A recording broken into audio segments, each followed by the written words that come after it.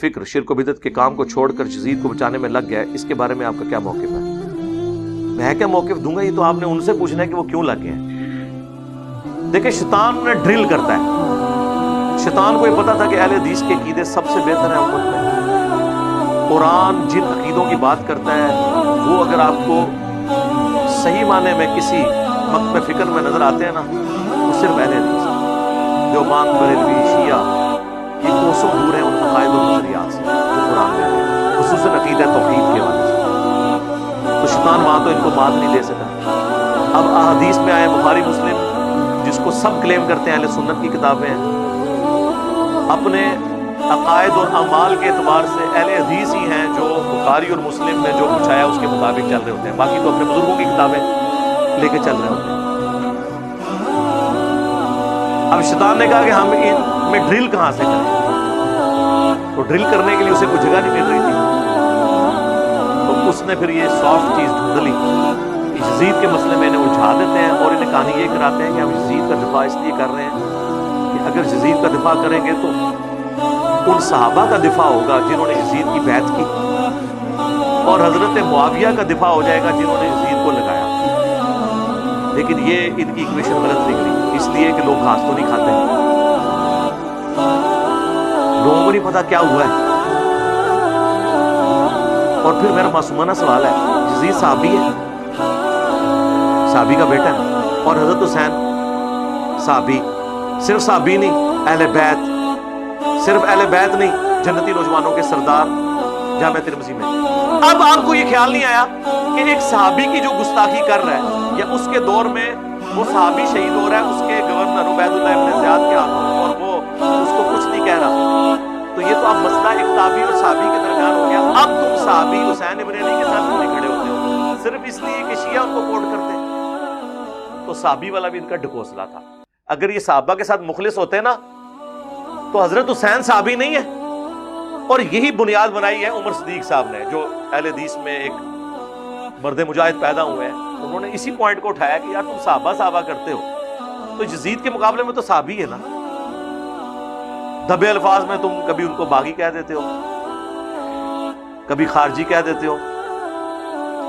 باغی اس ٹرم میں اگر کوئی کہتا ہے پولیٹیکلی تو وہ اس کے لیے بہتر لفظ ہے ویسے قیام، لیکن وہ قیام کے معنوں میں باغی نہیں کہتے، ان معنوں میں کہ تو ہم ان کے ساتھ ہوں، کہ ظاہر ہے کہ اس کی تو حکومت اسٹیبلش ہی نہیں ہوئی تھی یزید ابن معاویہ کی۔ پھر وہ سینکڑوں ہزاروں صحابہ جو حضرت معاویہ کے مخالفین تھے یزید کو حکمران بنانے کے اعتبار سے، اور ان کے دور میں ہونے والے خلاف شرع کاموں میں پھر حضرت علی کے ساتھ جو کچھ انہوں نے کیا، اور پھر یہ صلح حسن کے پیچھے جا کے چھپ جاتے ہیں۔ صلح حسن کس طرح ہوئی ہے میرے بھائی؟ حضرت حسن نے مجبور ہو کے صلح کی ہے امت کو خون ریزی سے بچانے کے لیے۔ لوگ کہتے ہیں وہ صلح پسند تھے، اچھا وہ صلح پسند تھے تو جنگ جمل، صفین، نہروان تو وہ لڑتے رہے حضرت علی کے ساتھ۔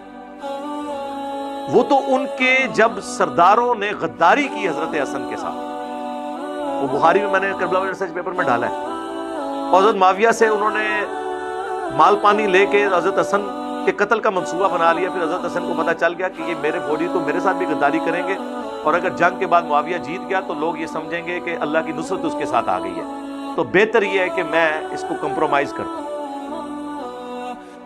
اور انہوں نے صلح کر لی، وہ صلح حسن تھی، اور صلح ہمیشہ شرائط کے اوپر ہوتی ہے، کیونکہ حضرت حسن نے اپنی پوسٹ چھوڑی تھی تو چند شرائط کے اوپر میں نے اس میں ڈالی ہیں، جس میں صرف ایک شرط پہ عمل ہوا ہے، جو مال غنیمت میں اللہ نے حصہ مقرر کیا تھا مال فے والا، وہ ملتا تھا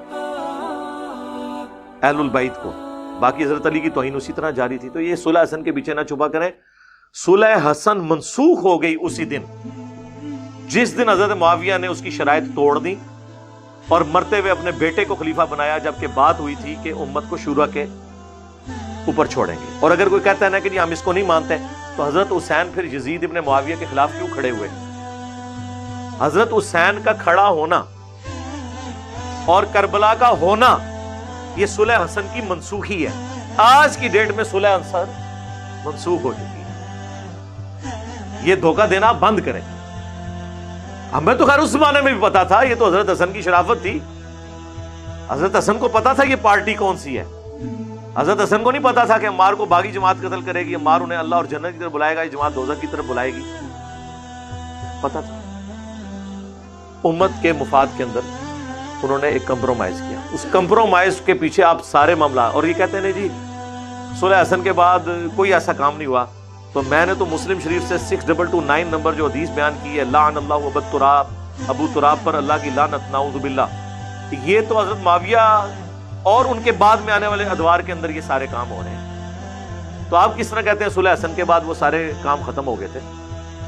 اور میں خصوصاً دیوبند, بریلوی اور اہل الحدیث ان سے یہ ریکویسٹ کروں گا کہ آپ لوگ تو بڑے شد و مد کے ساتھ حق چار یار کا نعرہ لگاتے ہیں, تو اس نعرے کے اندر ہی قیامت مضمر ہے.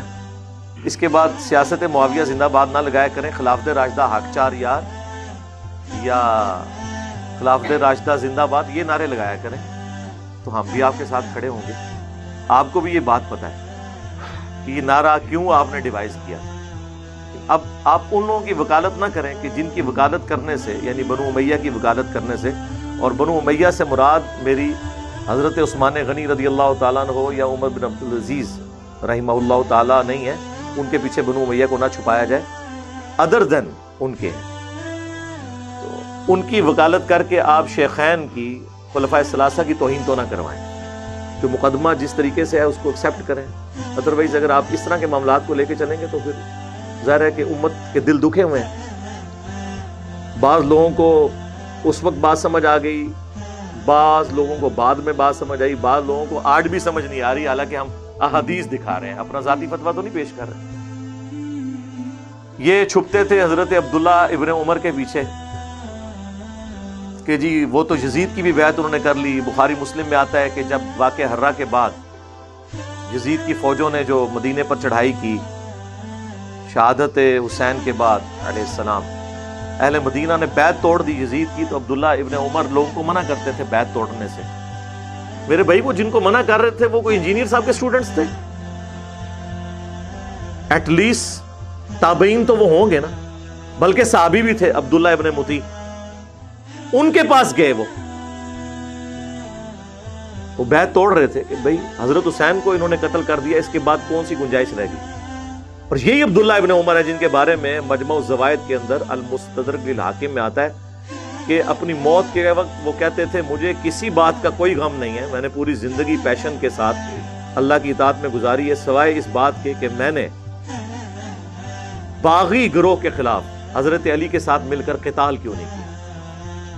جو بات عبداللہ ابن عمر کو اپنی موت کے وقت سمجھ آئی, حضرت علی کے ساتھیوں کو ان کی زندگی میں سمجھ آ گئی. کوئی چھوٹی بات ہے. لہٰذا عبداللہ ابن عمر کو کوئی کوٹ نہ کیا کرے.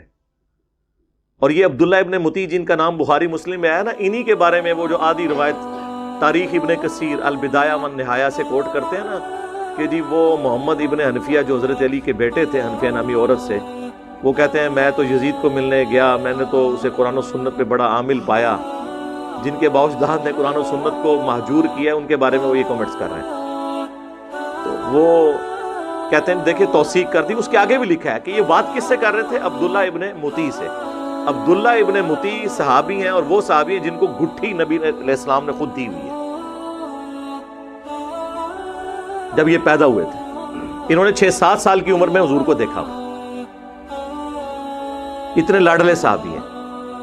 تو وہ کہتے ہیں کہ یزید کے کرتوت ایسے ہیں کہ قریب آسمان سے پتھر برس پڑے. تو عبداللہ ابن متی صحابی ہیں اور محمد بن حنفیہ صحابی نہیں تابعی ہے. جب صحابی اور تابعی کا کول ٹکرائے گا تو ہم صحابی کی بات کو مانیں گے. ویسے تو یہ صحابہ کی رٹ لگاتے ہیں, وہ یہ اسی طریقے سے ہے وہ جیسے لوگ عشق رسول کی رٹ لگاتے ہیں, لیکن جب رسول اللہ کی کوئی بات پیش کی جائے تو ماننے کے لیے تیار ہی نہیں ہوتے. اللہ کے فضل سے یہ معاملات بالکل کلیئر ہیں. اب کسی نے نہیں سمجھنے تو وہ نہ سمجھے. اور بہرحال عمر صدیق صاحب کو مشورہ دوں گا کہ آپ جو کچھ کر رہے ہیں یہ ادھوری جنگ ہے. آپ لا الہ پہ پہنچے ہیں, الا اللہ کہنا بھی باقی ہے.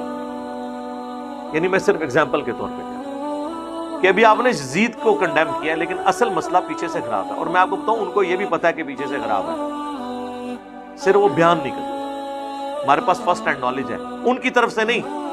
کتنے اہل حدیث علماء ہیں جنہوں نے اپنی نجی محفلوں میں ہمارے اسٹوڈنٹس کے سامنے, جو جن کو ان کو پتہ ہی نہیں تھا کہ ہمارے اسٹوڈنٹس ہیں, یہ کہہ دیا کہ تانوں دسی اندر دی گل عمر صدیق دا حضرت معاویہ دے بارے وہی عقیدہ ہے جو مولانا اسحاق اور انجینئر صاحب دا ہے، لیکن اسی ڈردے ہیں دس دے نہیں کسی نو، وہ دس بھی بیٹھے، مجھے تو پہلے ہی پتا تھا۔ اور وہ آج سے نہیں ہے، شیخ زبیر علی رئی صاحب کا بھی وہی نظریہ تھا ان کے، تو میں نے پرسنل کئی باتیں مجھے پتہ ہے، میں ان کی آڈیو ریکارڈنگز تو آپ کو پیش نہیں کر سکتا، لیکن مجھے تو پتہ ہے نا، میرے سامنے تو ہوئی ہے نا، ان کو پتہ تھی ساری چیزیں، لیکن وہ ظاہر پبلک ڈائنامکس ہوتی ہے، بعض اوقات آپ نے ایک خاص لمٹ کو کراس نہیں کرنا ہوتا۔ شاہ ولی اللہ دہلوی کو دیکھیں، اس زمانے میں جب رفع الیدین کرنے والوں کو مساجد سے نکال کے مسجد دھوئی جاتی تھی، اس زمانے میں لوگ کہتے ہیں شاہ ولی اللہ کو جب سمجھ آئی تھی تو ان کو لکھنا چاہیے تھا، انہوں نے لکھا ہے میرے نزدیک رفع الیدین کرنے والے نہ کرنے والے سے بہتر ہے۔ اس زمانے میں اتنا جملہ بولنا بھی بڑی بات تھی، ایک سٹیپ تو انہوں نے طے کروا دیا نا۔ مولانا مودودی کے بارے میں لوگ کہتے ہیں اتنا انٹلیکچوئل آدمی ہے، مرتے دم تک حنفی کیوں رہا؟ اس لیے حکمت کی رسی۔ ڈاکٹر اسرار صاحب کو تو میں خود گواہ، انہوں نے خود میرے سامنے کہا کہ جو فقہ حنفی یہ تو ہے ہی اجمی ہے، قرآن و حدیث کے خلاف ہے۔ میں نے کہا ڈاکٹر صاحب آپ پھر رفع الیدین کہتے ہیں میں کبھی کرتا ہوں، کبھی ان کی وجہ سے چھوڑ دیتا ہوں کہ چلو ان کو میں اپنے قریب کروں، باقی مجھے بھی پتا ہے کہ نماز رفع الیدین سے ہے۔ اور سب سے بڑا ثبوت یہ ہے کہ ڈاکٹر اسرار صاحب کی ایک ویڈیو نماز والی ریکارڈ ہے،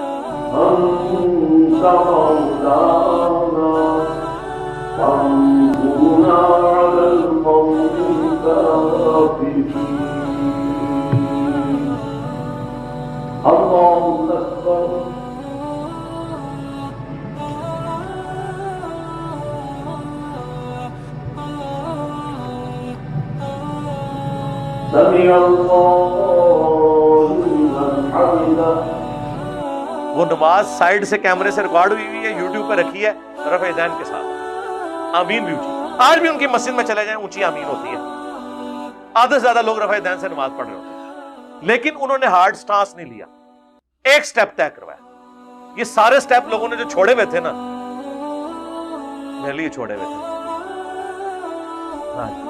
میں نے آ کے یار کہا کہ ٹھیک ہے یار نکلو بس ٹھیک ہے۔ دیکھیں ہر ٹائم کا ایک، ہر ایکٹیویٹی کا، ہر کام کا ایک وقت ہوتا ہے، جب وہ وقت آتا ہے نا اس وقت ہی اس کام کا ذرا یعنی فائدہ اسی وقت ہوتا ہے، حالات و واقعات جب اس کی اجازت دے، اس زمانے میں یہ چیزیں اجازت نہیں دیتی، اس لیے میں ان کے بارے میں نیگیٹو انٹینشن نہیں رکھتا۔